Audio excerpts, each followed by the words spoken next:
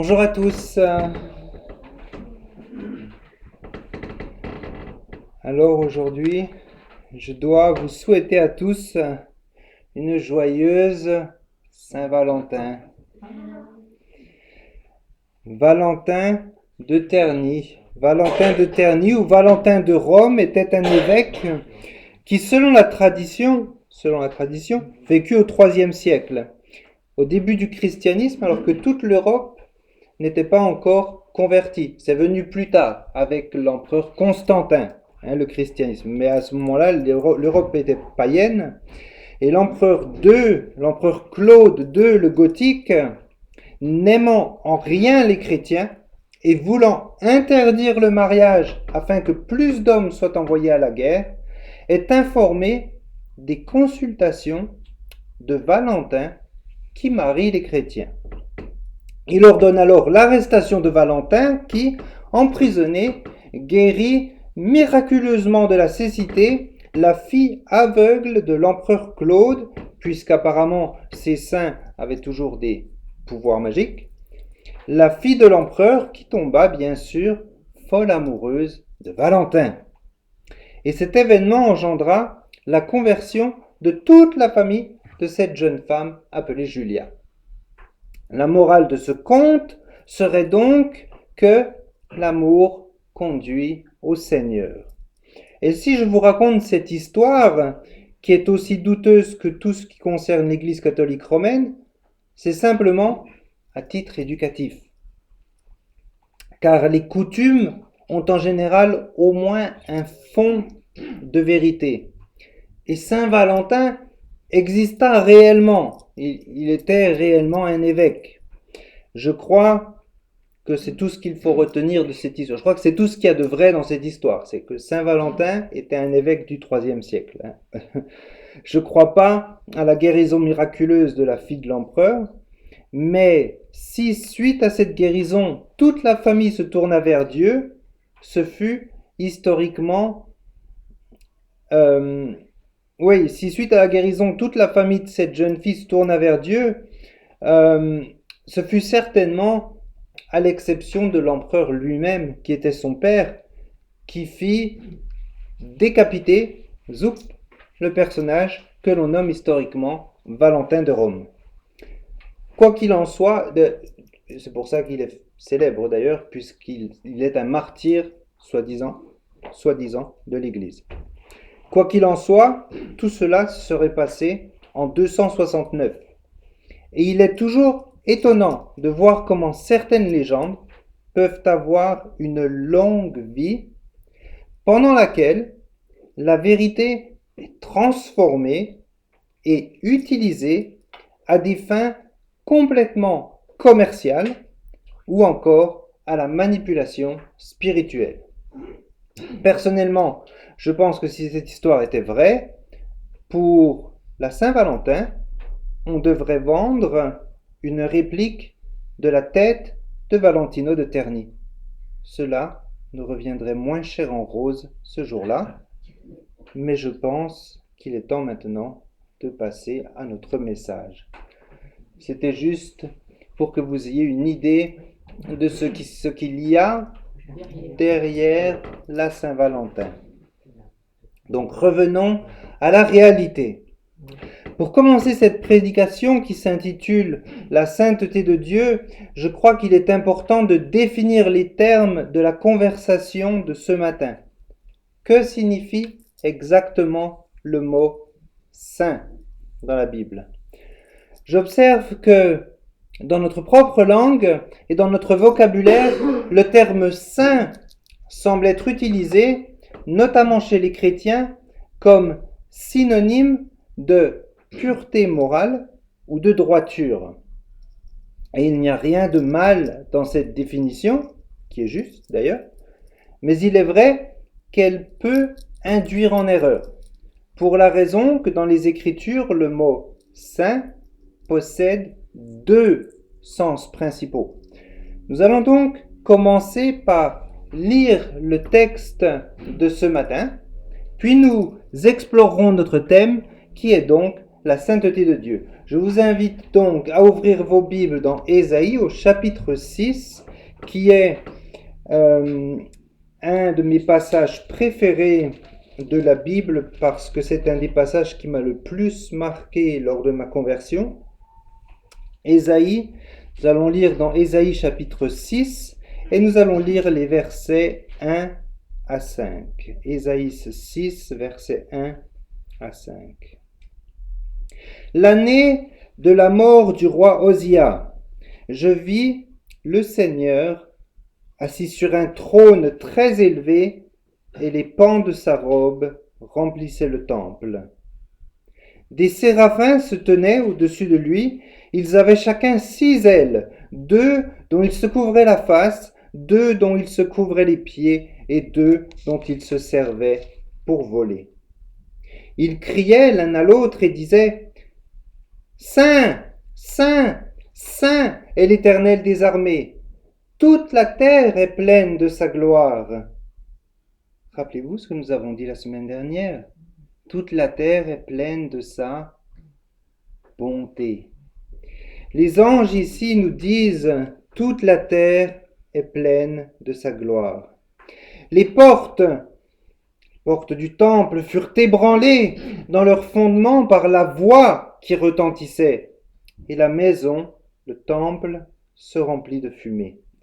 Alors je dis, malheur à moi, je suis perdu, car je suis un homme dont les lèvres sont impures, et j'habite au milieu d'un peuple dont les lèvres sont impures, et mes yeux ont vu le roi, l'Éternel des armées.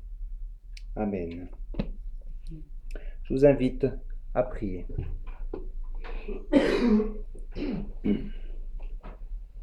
Notre Père et notre Dieu, alors que nous avons contemplé par ces mots la perfection de ton être, l'excellence de ton caractère et la majesté de ta sainteté que nous avons aussi chanté, nous te prions de nous permettre d'être conduits de nouveau au pied de la croix, où nos âmes deviennent blanches comme neige, et que nous soyons revêtus d'une justice étrangère, non pas la nôtre, mais la tienne, qui est notre seul espoir de demeurer en ta sainte présence. Merci, Seigneur, pour la sainteté parfaite de Jésus, que, par ta grâce, tu nous as accordée. Aide-nous maintenant à méditer plus profondément sur qui tu es et ce que tu as fait pour nous. Nous te le demandons au nom de Jésus. Amen.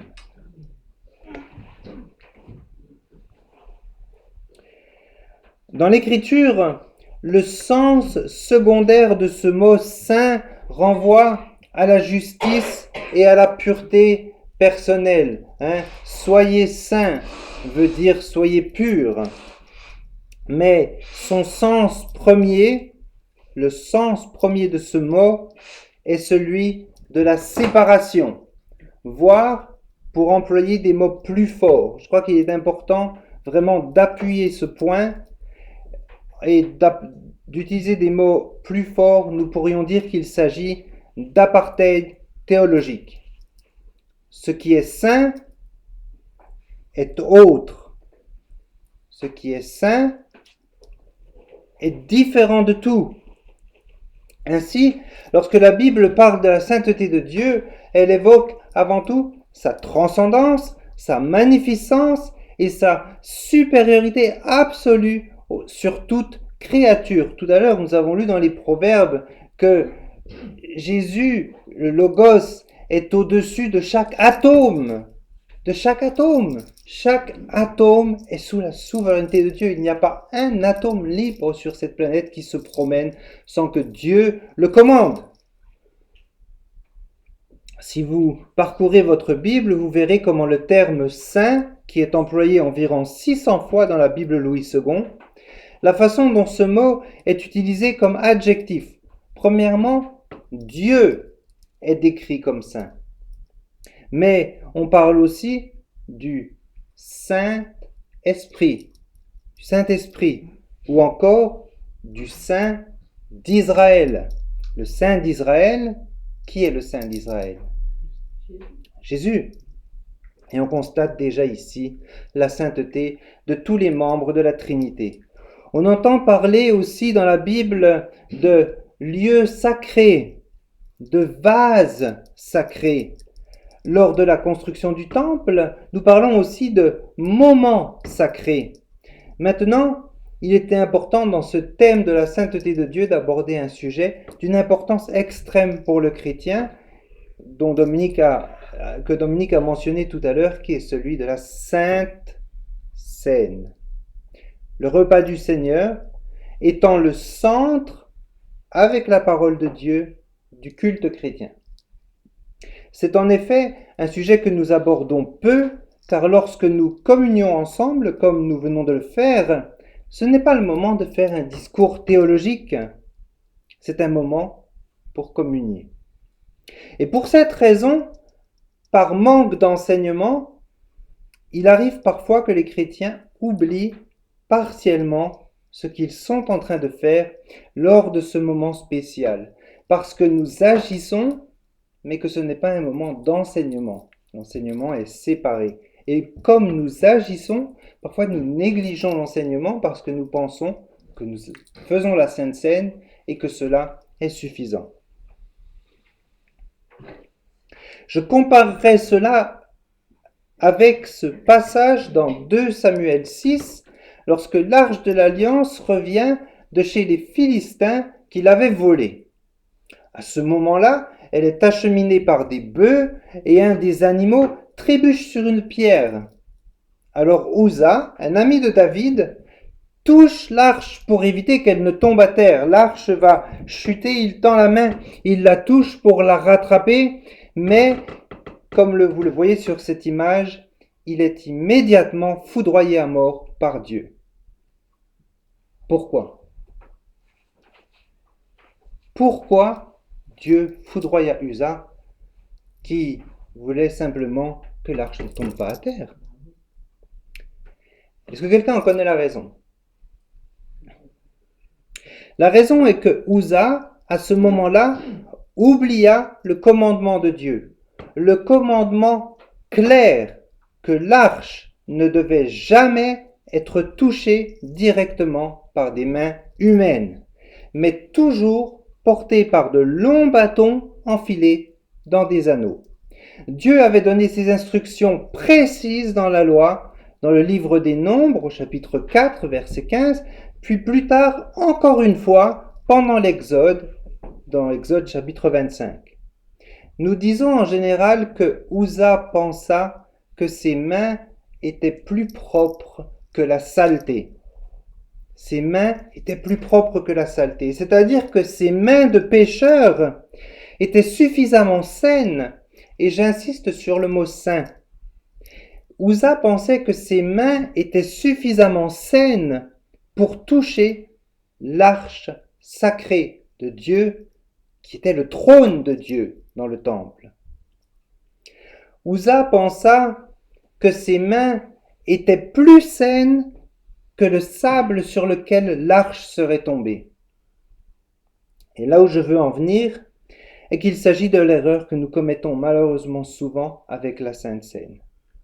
Tout comme Uza, nous pensons que nos mains sont plus saines que le pain et le vin que Dieu va nous donner.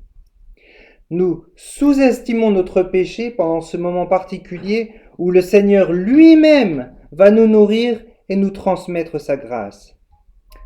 Attention, je ne dis pas que nous oublions pendant la Sainte Seine que nous sommes pécheurs.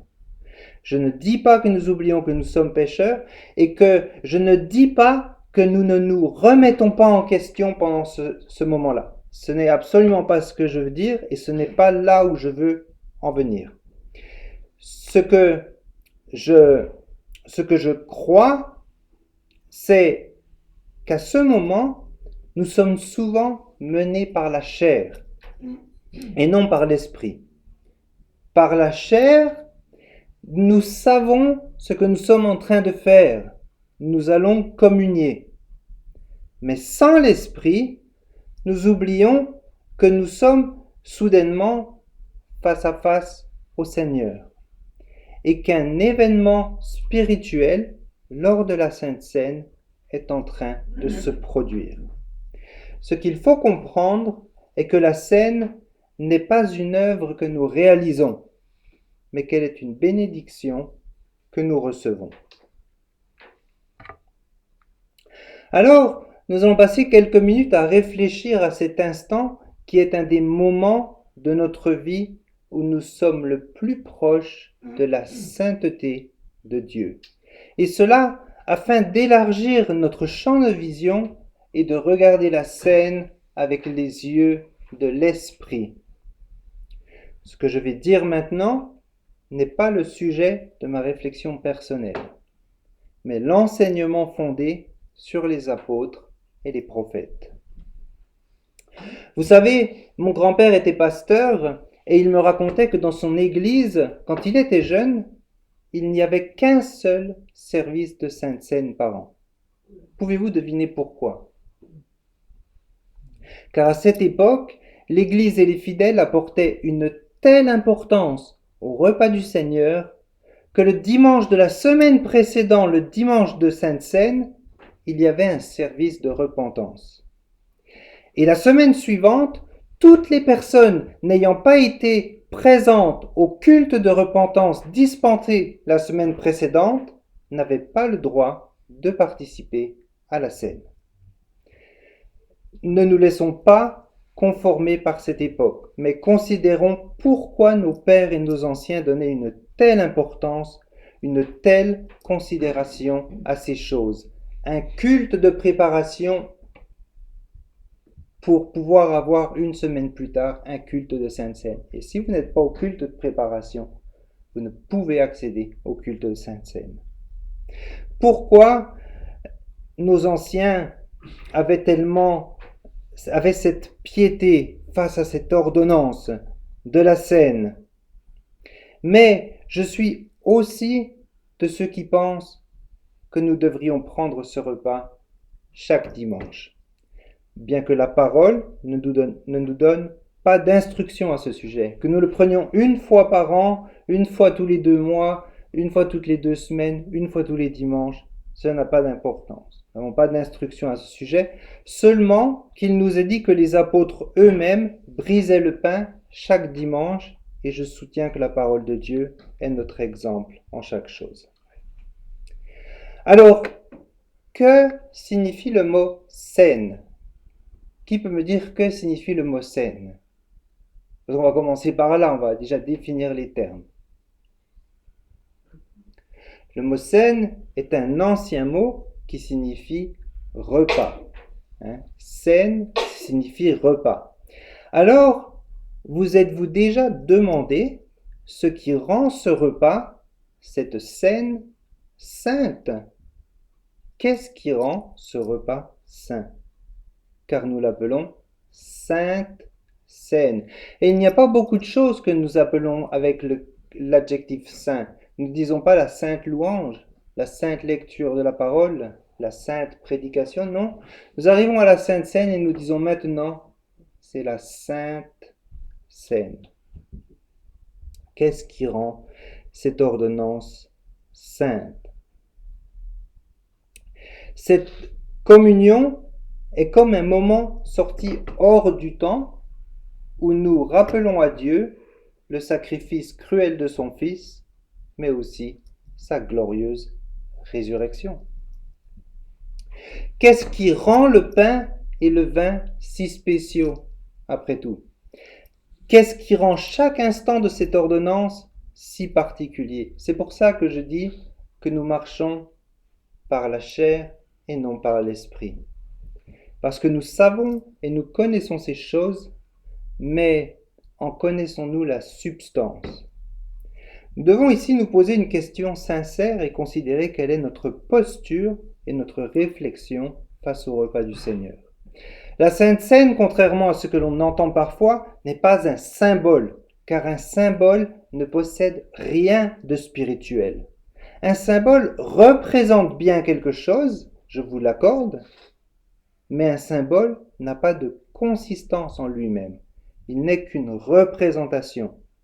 malgré qu'à aucun moment le pain et le vin ne se transforment en autre chose que du pain et du vin, nous savons que pendant la scène, quelque chose de spirituel se produit. Est-ce que vous croyez que pendant la scène, quelque chose de spirituel se produit? Parce que si rien ne se produit, pourquoi prendre la scène? Alors en effet, autrement, si rien ne se produisait, nous serions comme des pharisiens, répétant les mêmes gestes, semaine après semaine, pour le plaisir de montrer notre fidélité. Mais ce n'est pas vrai, parce que quelque chose se passe à l'intérieur de nous, quelque chose se passe dans le monde spirituel. C'est pour cette raison que notre déclaration de foi nous donne une description de ce qu'est le repas du Seigneur. Il est dit que ceux qui participent au repas du Seigneur, quand ils prennent les éléments visibles, reçoivent alors aussi intérieurement par la foi, non de façon charnelle et corporelle, mais spirituellement, le Christ crucifié. Ils s'en nourrissent et reçoivent tous les bienfaits de sa mort. Le corps et le sang du Christ sont alors non pas corporellement ou charnellement, mais spirituellement présents pour la foi des croyants dans ce repas, de même que les éléments eux-mêmes le sont à leur perception extérieure. Le pain et le vin ne sont qu'un miroir de ce qui se passe. Je sais que l'explication qui va suivre n'est pas forcément simple à comprendre, mais je suis convaincu qu'il est important que nous revenions parfois à un enseignement complet concernant la Sainte Seine. C'est pourquoi je vais faire de mon mieux pour simplifier ce que je voulais vous transmettre. Lorsque je goûte de ma bouche le pain et la coupe du Seigneur, comme nous l'avons fait tout à l'heure, qui me sont donnés comme signe certain du corps et du sang du Christ, le Seigneur me nourrit et rajeunit mon âme pour la vie éternelle par son corps crucifié et son sang versé. Manger le corps crucifié du Christ et boire son sang versé signifie accepter d'un cœur croyant toute la souffrance et la mort du Christ, et ainsi recevoir le pardon des péchés et la vie éternelle. C'est exactement ce que Dominique nous a dit tout à l'heure. Mais cela signifie encore plus que cela. Par le Saint-Esprit qui vit en Christ et en nous, nous sommes de plus en plus unis au corps béni du Christ.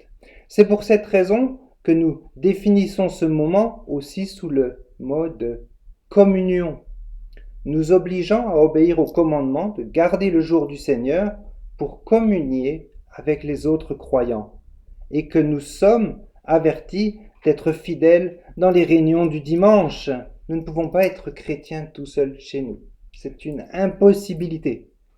Car aussi bien qu'il soit au ciel et que nous soyons sur la terre, nous sommes chair de sa chair et os de ses os, tout comme les membres de notre corps le sont. Par une seule âme, nous sommes gouvernés par un seul esprit et nous vivons éternellement par cet esprit. Lors de ce repas, ce n'est pas le Christ qui vient à nous. Nous n'invitons pas le Christ lors de la Sainte Seine. Lors de ce repas, ce n'est pas le Christ qui vient à nous, mais l'Esprit de Dieu qui nous élève vers le Christ au ciel, lequel nous promet de nourrir et de réconforter les croyants par son corps et son sang, aussi sûrement qu'ils mangent ce pain rompu et boivent cette coupe.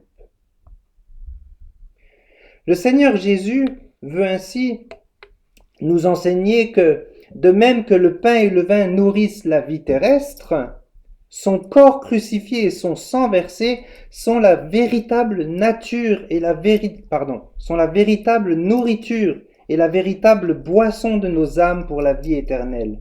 Est-ce que vous voyez le reflet de ces choses? Le pain et le vin nourrissent notre vie charnelle, mais ce que le Seigneur veut est que nous comprenions que son corps crucifié et son sang sont la véritable nourriture et la boisson de nos âmes. Mais plus important encore, il veut nous assurer, par l'œuvre du Saint-Esprit, que nous participons à son vrai corps et à son vrai sang. Nous sommes réellement un avec Christ.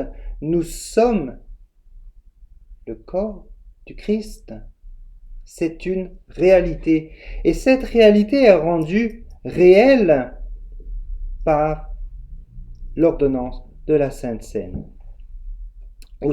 Nous sommes son corps aussi sûrement que nos bouches reçoivent ces signes en sa mémoire et que toutes ses souffrances et son obéissance nous appartiennent maintenant aussi pleinement que si nous avions personnellement souffert et expié nos péchés sur la croix.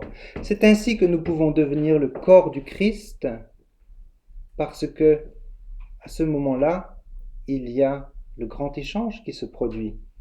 Il prend nos péchés, Dominique nous l'a dit, et il nous donne sa droiture, comme si nous avions expié nos péchés sur la croix, mais il l'a fait à notre place. Ainsi, alors que lorsque nous mangeons et buvons avec notre bouche, notre vie est alors soutenue, de même nous recevons véritablement dans nos âmes. Est-ce que vous pensez à vos âmes parfois? Pensez-vous à ce qui se passe dans vos âmes pendant la Sainte Seine? Vous pensez au verre que vous tenez, vous priez, vous méditez. Que se passe-t-il dans votre âme? Alors que nous mangeons et buvons, notre vie est soutenue. Et nous recevons véritablement dans nos âmes, pour notre vie spirituelle, le vrai corps et le vrai sang du Christ, notre seul Sauveur. Nous les recevons par la foi. La foi qui est la main et la bouche de nos âmes. Ces choses que je suis en train de vous dire, comme je le dis, le pain et le vin restent du pain et du vin à tout moment. Mais ces choses que je vous dis, nous les recevons par la foi qui est la main et la bouche de nos âmes. Ce banquet est une table spirituelle où le Christ se révèle à nous, nous offrant tous ses bienfaits. À cette table, il nous fait goûter à sa présence et les mérites de sa souffrance et de sa mort, nourrissant, fortifiant et consolant nos âmes pauvres et désolées par la consommation de sa chair, c'est-à-dire par le fait que nous croyons sincèrement qu'il est mort pour nous, nous sommes alors consolés, nous sommes fortifiés, vivifiés, renouvelés. Il est désormais certain que Jésus-Christ ne nous a pas prescrit ce repas en vain, puisqu'il accomplit en nous toutes ces choses par ces signes saints que nous accomplissons. Finalement, nous devons accepter que la manière dont Dieu fait ces choses dépasse notre entendement et nous est incompréhensible, tout comme l'activité de l'Esprit de Dieu est cachée et incompréhensible. Mais en résumé, par le recours à la Sainte Seine, nous sommes poussés à un amour fervent vers Dieu, renouvelant l'amour pour notre prochain. Alors avoir aujourd'hui choisi comme thème la sainteté de Dieu fut en réalité un défi, car ce message m'oblige à expliquer la façon dont Dieu nous communique sa sainteté. Après tout, la Seine, comme je l'ai dit, n'est-elle pas décrite comme sainte? Pensons-nous que la Seine est sainte? Car si nous pensons que la Seine est sainte, ça veut dire qu'elle a été consacrée. Ça veut dire qu'elle a été coupée du monde. Ça veut dire qu'il y a quelque chose de différent entre ce pain et ce vin-là que le pain et le vin que vous avez chez vous. Sinon, il n'y a plus besoin d'utiliser le mot saint. Ce n'est plus la Sainte Seine, c'est la Seine. Alors, sinon, nous pourrions tout autant simplement l'appeler la Seine, oublier l'adjectif de sainteté, mais cette sainteté de la Seine, et c'est ce que j'essayais de souligner, lui vient de celui qui opère la Sainte Seine. Et celui qui opère la Sainte Seine, ce n'est pas le serviteur qui fait le service. Celui qui opère la Sainte Seine est Jésus-Christ lui-même. Ce n'est pas le serviteur qui vous nourrit par le sang, pardonnez-moi, ce n'est pas le serviteur qui vous nourrit par le vin et par le pain. Non, c'est Jésus-Christ qui vous nourrit par son sang et par sa chair. Mais cela au travers de la foi dans vos âmes et non dans vos corps charnels.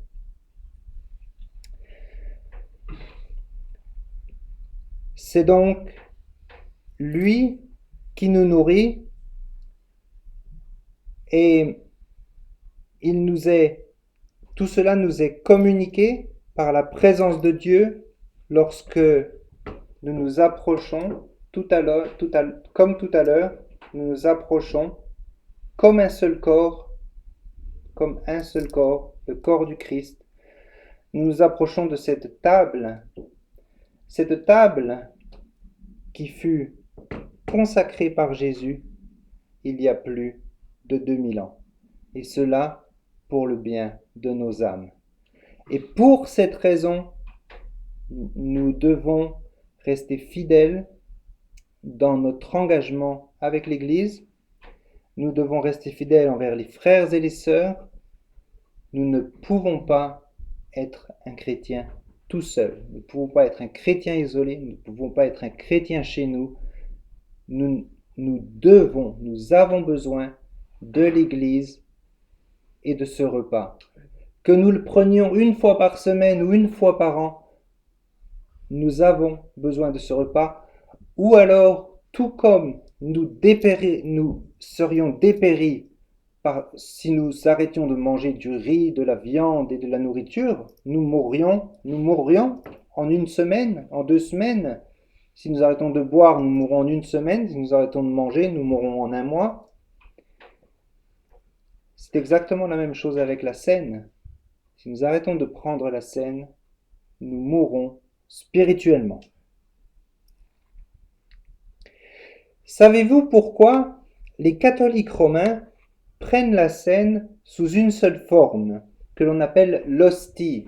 Alors eux aussi l'appellent l'hostie sacrée, mais c'est une autre histoire. Savez-vous pourquoi les catholiques prennent la Seine sous une seule forme que l'on appelle l'hostie et qui représente cette hostie, ce petit rond? Cette hostie représente en même temps aussi bien le pain que le vin. Est-ce que quelqu'un connaît l'explication de cela? C'est pour éviter qu'une seule goutte ou une seule miette de pain ne tombe à terre et soit profanée. Et avant qu'il ne devienne un réformateur, lorsque Martin Luther, alors c'est pour ça que nous on ne le fait pas, parce qu'on sait que si une miette de pain tombe par terre ou une goutte de vin tombe par terre, elle n'est pas profanée, parce que ce vin et ce pain, charnellement, ce n'est pas le corps du Christ, c'est du pain et du vin. Donc il n'y a pas de problème si quelqu'un fait tomber son verre, on lui en donne un deuxième. Il faut qu'on soit bien au clair là-dessus, d'accord? Il n'y a rien de magique dans ces éléments. Je parle de l'aspect spirituel, de ce qu'il représente et de ce qui se passe au ciel lorsque nous sommes face à face à Jésus-Christ pendant le repas du Seigneur. Mais voilà, je voulais clarifier ça. Mais je voulais vous raconter cette histoire. Avant qu'il ne devienne un réformateur, lorsque Martin Luther fut consacré prêtre catholique, au départ de sa carrière, il eut le devoir de conduire sa première messe. Déjà en tant que catholique, Martin Luther avait une vue très élevée de la personne de Dieu. Et il raconte que lors de cette première messe, il était bouleversé à l'idée que lui, un homme pécheur, s'adressait au Dieu saint et touchait au sacrement que Dieu lui avait donné. Et alors qu'il prononçait le canon de la messe et les paroles de la consécration, et c'est historique, c'est dans sa biographie, alors qu'il prononçait le canon de la messe et cette consécration, il fut saisi d'une peur terrible et d'une vénération intense. Et il se mit à trembler violemment, presque à tomber par terre, cela, car il se sentait indigne de se tenir devant Dieu. À ce moment-là, Martin Luther a ressenti ce que tout chrétien devrait ressentir lors de sa repentance. Son péché face à la sainteté de Dieu. Oui, Martin Luther se sentait indigne de se tenir devant Dieu. Il faillit s'évanouir à tel point qu'il chercha à s'enfuir de l'autel. Il chercha à s'enfuir de l'autel. Et c'est son supérieur qui dut l'attraper par la manche, qui dut le rassurer et le calmer et lui dire de se confier à la grâce de Dieu plutôt qu'à sa propre valeur, lui rappelant que ce n'est pas lui qui donne ce que les catholiques appellent le sacrement, que nous appelons l'ordonnance. Ce n'est pas lui qui fournit l'ordonnance, mais encore une fois, c'est Jésus-Christ qui opère la Sainte Seine et non le serviteur qui se trouve devant la table. Nous avons tous eu ce genre d'expérience parfois, lorsque nous sommes en prière, parfois lorsqu'on observe la nature, ou lorsque nous sommes en contemplation, nous nous retrouvons soudainement pris de court, avec la conscience que nous sommes tout d'un coup proches de Dieu. Avez-vous déjà prié et soudainement vous êtes émerveillé? Oui, mais c'est incroyable. Je suis en train de me trouver devant Dieu. Je suis à mon bureau là, et maintenant je suis devant le Dieu des dieux. Nous avons tous eu ce sentiment. Parfois, lorsque nous prions, parfois lorsque nous sommes, je dirais, en contemplation, c'est-à-dire en méditation, tout d'un coup, nous avons la conscience que nous sommes proches de Dieu et nous sommes comme le souffle coupé par le sentiment de sa majesté.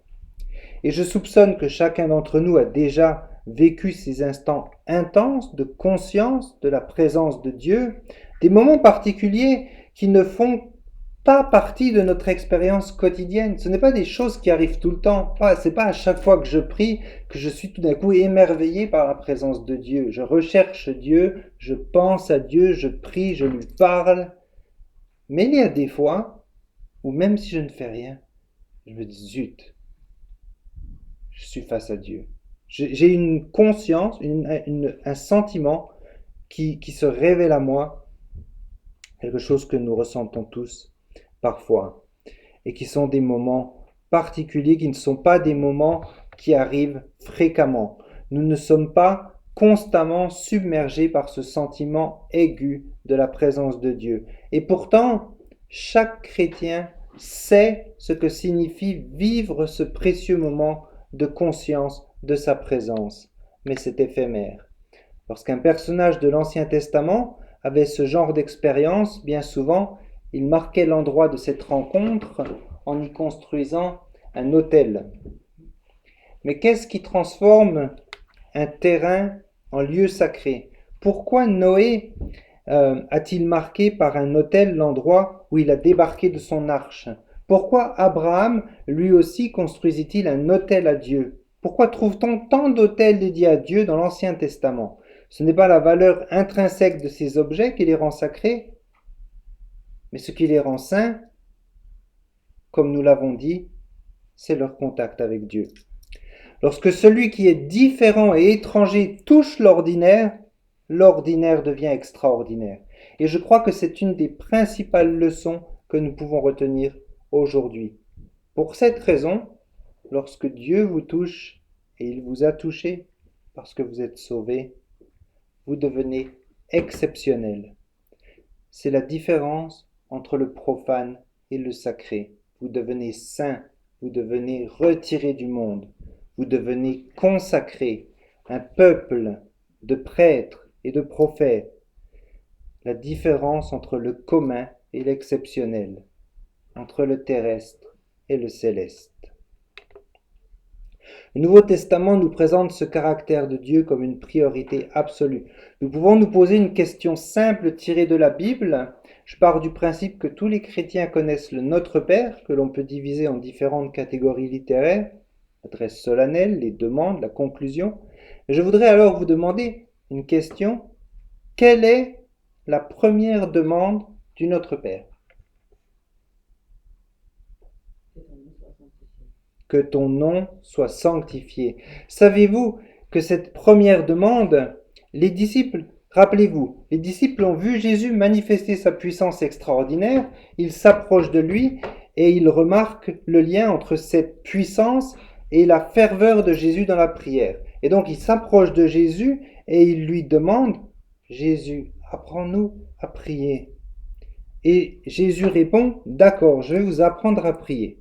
Quand vous priez, je veux que vous disiez ceci. Notre Père qui êtes aux cieux, que ton nom soit sanctifié. Voici ce qui nous est demandé de prier. Que ton nom soit sanctifié. Est-ce que cette phrase fait partie de la formule d'adresse à Dieu, de politesse, ou est-ce la première invocation, c'est-à-dire la première prière de cette liste d'exemples de prières? Voyez-vous, si cela faisait partie de la formule d'adresse, c'est-à-dire de politesse, Jésus il l'aurait dit ainsi. Quand vous priez, dites, Notre Père qui est aux cieux, veuille sanctifier ton nom. Mais ce n'est pas exactement ce qu'il a dit. Il a dit, quand vous priez, voici ce que vous devez dire. La première chose que je veux que vous demandiez en vous agenouillant, c'est que le nom de Dieu soit considéré comme sacré, que le nom du Père soit considéré comme saint. C'est la première chose que Jésus nous demande lorsque nous prions. Remarquez combien de fois la Bible dit à propos de Dieu, saint est son nom, gloire à son saint nom, son nom est saint et redoutable, ou encore, nous l'avons lu, saint, saint, saint est le Dieu des armées, qui est le seul adjectif qui est répété 3 fois concernant Dieu. Même l'amour n'est pas répété 3 fois concernant Dieu, non, c'est la sainteté qui définit le Seigneur.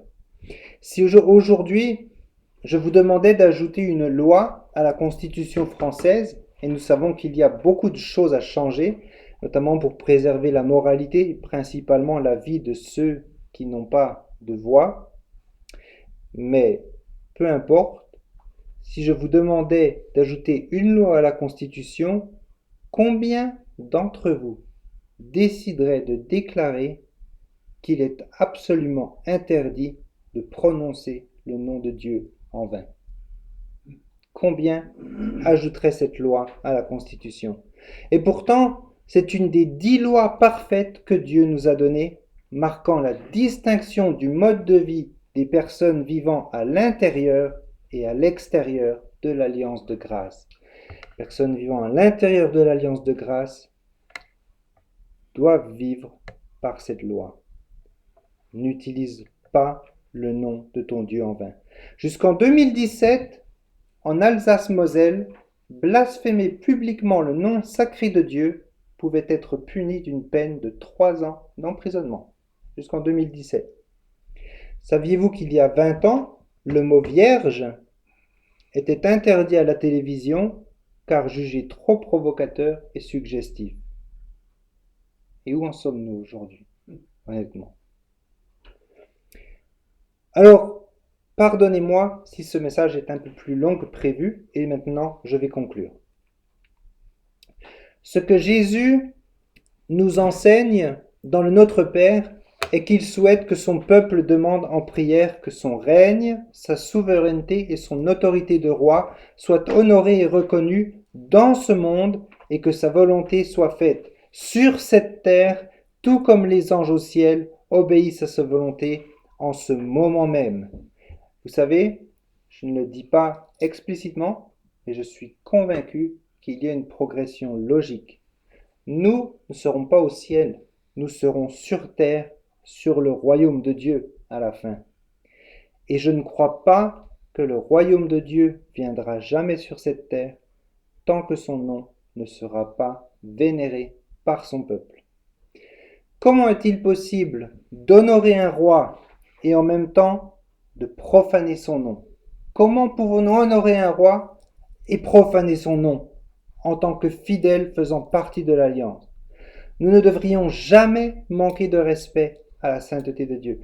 La sainteté de Dieu n'est pas seulement un attribut, elle est le fondement et l'essence même de son être. Elle est la pureté absolue, sa perfection morale et sa séparation complète de tout ce qui est commun ou profane. Une connaissance toujours plus profonde de notre Dieu saint nous met sur le chemin de la sainteté et nous promet une vie de joie et de bonheur durable. Et c'est ce que la scène nous donne, de la joie et du bonheur. Alors la prochaine fois que quelqu'un vous demandera qu'est-ce que ça fait de savoir que pour le restant de vos jours, tout le monde s'amusera et profitera de la vie pendant que vous êtes coincé à l'église. Et vous pouvez même pas dire ce que vous voulez. Qu'est-ce que ça fait? Souriez et répondez: si seulement vous connaissiez mon Dieu saint, si seulement vous connaissiez Jésus, vous ne poseriez même pas cette question. Aller à l'église pour l'adorer est ma joie, car lui seul peut remplir mon cœur d'allégresse et d'une joie débordante. Prions.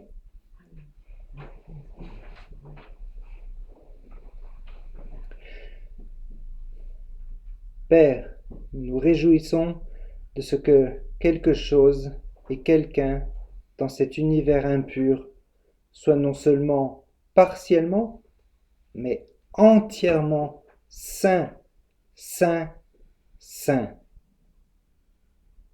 Au travers de cette vérité, vous avez communiqué la joie des séraphins, Seigneur, et fait que notre joie, telle que la leur, soit complète. Amen.